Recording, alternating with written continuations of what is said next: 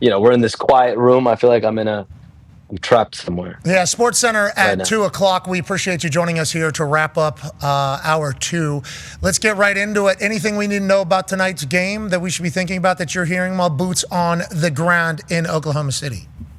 I feel like what we saw in game 4. I mean, the bench, with the Thunder, the way that they played. I mean, to me, it just comes down. Can the Pacers bench have the same type of effort, the same type of production we saw in game 3? How will that balance itself out? But listen, when you have Chet Holmgren, J Dub, and Shea play at the level that they played at, I mean, it's really going to come down to the big threes and the benches. So, very interested to see how tonight's game goes. Go ahead, AJ. Yeah, Shams, with SGA, we see that, like, whatever you do to try to stop this guy, when the time matters, this guy finds a way to take over. I love watching these crazy mid-range shots. He can do everything, I feel like, with the body control he has. What can these Pacers do, and what do you expect, I guess, from Shea moving forward in these next couple games? AJ, I mean, at the end of the day, you just have to hope that he just struggles from the field. I mean, we've seen a couple off games from him in the playoffs, but there haven't been many, maybe 2, 3 at most over the course of this run to the finals. He's so cerebral. His game is so compact. He's got the mid-range shot. He's shooting the 3. He obviously can get to the foul line, like fans want to give him a hard time for.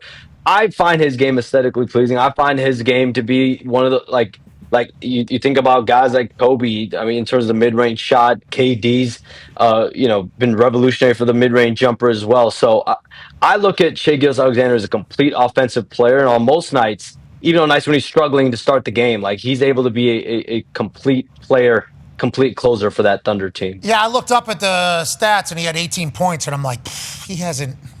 Feel like we had him contained, and I look up and he's already scored 18 points, and I'm like, oh, this guy's unbelievable. Yep. And then he takes 16 steps and nobody calls anything. And then you just think to yourself, wow, he's able to do whatever he wants. Was that an offensive foul, though? Was that an offensive foul? Are you talking about when he punched him in the head like Derrick Henry? Yeah. Oh, yeah, let me punch Neesmith in the mouth. Let me gather myself. That's a 50-50 call, but that was pretty egregious, right? Well, and then he gathered himself and couldn't gather himself, so he had to continue to gather himself, and then he gathered himself again. I mean, there's 4 gathers. Correct. I think that's a lot of gathers. I mean, I don't know how many, and he's running directly away from the hoop. So, it's a foul. It's not That's legal. a nice shot, though. That's a nice shot. Nah, I don't think that's a travel, though. No. Okay. That doesn't look All right, I agree. But whatever you want to call it, this dude is unstoppable. I felt this way against Jalen. It's fun to watch these types of guys.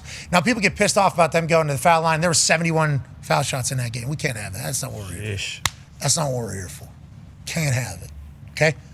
Just as somebody that is not a full-time basketball person that, tries to understand your game as best as I possibly can, just know from our world, the NFL's world, nobody wants to watch the refs take over a game. Okay? Correct. Nobody.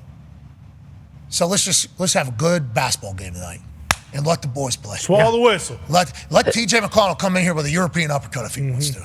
Right on. If he wants to do it all, let the boys play out there, because I think Dags and I think Carlisle are going to have them ready to go tonight. Because the Oklahoma State. We've seen that, though, for most of the playoffs. We've seen the refs allow physicality. Yes. We've seen refs allow things to happen. So in that case, that was physical play. Now the biggest thing is having it called the same way on the opposite end of the floor when Tyrese has similar plays. Yes. Or, Obi or some of the other guys. So it's just consistency is the one thing I hear from coaches and players. If you're going to call it one way on that side of the court, call it the same one on the other. Yeah, it's very, very difficult, obviously, to officiate. So good luck to all parties there. Let's move along. We only have a few minutes. You only have a few minutes. A lot of things to talk about. Go ahead, Ty. Yeah, Shams, the Desmond Bane trade, is that kind of like the first thing to really start the tidal wave of all these different trades? You mentioned last week on the show, hey, the Durant trade could happen at any time. And now if you look at NBA Central, they have so many tweets about, this player's getting shopped, this player is, potentially getting traded. Are we about to see a bunch of trades in the next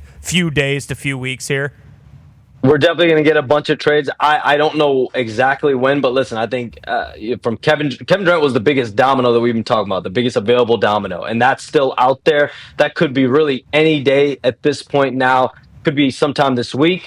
We'll see. The biggest thing is, will they play that closer to the NBA draft on June 25th, or will there be a deal that hits their threshold and they're able to get a deal done before that point? But I mean, the Bane deal is something not many people in the league expected, but you think about it from Memphis's perspective, it allowed them to get all these draft assets. I mean, it's a major haul that they're able to get, and now they can use those picks to continue to build. From my understanding, the Grizzlies are signaling privately that they want to continue to build around Jaren Jackson Jr. and Ja Morant. That is their plan, that's their intention, and this is a move for them to pivot away from that core three that we've seen with Bane, Morant, and Jackson, and kind of have more youth and have more flexibility. They have to pay Jaren Jackson Jr.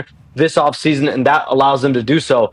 And everything they've done is to build around Ja Morant. By firing Taylor Jenkins, having Tuomo Isolo be the new head coach, that was for Ja Morant, from my understanding. That's to allow the Grizzlies offense to have more free-flowing style. And now I think what we're going to see is 2 through 4. They're going to try to be very defensive-oriented, defensive-minded there. Like Jalen Wells, that's a guy who might not be a household name quite yet. He was one of the guys for Rookie of the Year runner-ups. And he's someone that they have high hopes for. Like, that's a guy that I believe the Grizzlies feel is their starting two guard of the future. And so if you have those aspirations, you need to make sure that you're good from a financial component, because you talk about the second apron, you talk about the first apron, and having Desmond Bane on a max contract, along with Jaren Jackson's big deal, along with John Morant's max contract, it makes team building very difficult. We'll have you on in the future to talk about the apron talk, because that feels like that's a big deal whenever it comes to trades and who you're paying and how you're paying. Just to clear it up, though, like, everyone wants to make a big deal about like draft picks, right? Versus trade. I saw you talking earlier with Q Rich, right? Like last year we saw Mikal Bridges go for, what was it, 5 first-round picks. And the Nets got Bojan Bogdanovic. Bojan Bogdanovic was not a player for the Nets this season. Like, he was a non-factor. So they got those 5 first-round picks. In this case, you give up Desmond Bane, you get 4 first-round picks and a swap. And at that point, you get 2 players that you feel like can help you now a little bit. But they're doing the deal because of the haul of the draft picks. You think about Luka Doncic and that Anthony Davis trade. If you put Anthony Davis on the open market right now, he's fetching you 4 or 5 first-round picks right now. So I think it's about, do you want to trade for the player or do you want to trade for the picks? I'm on fire.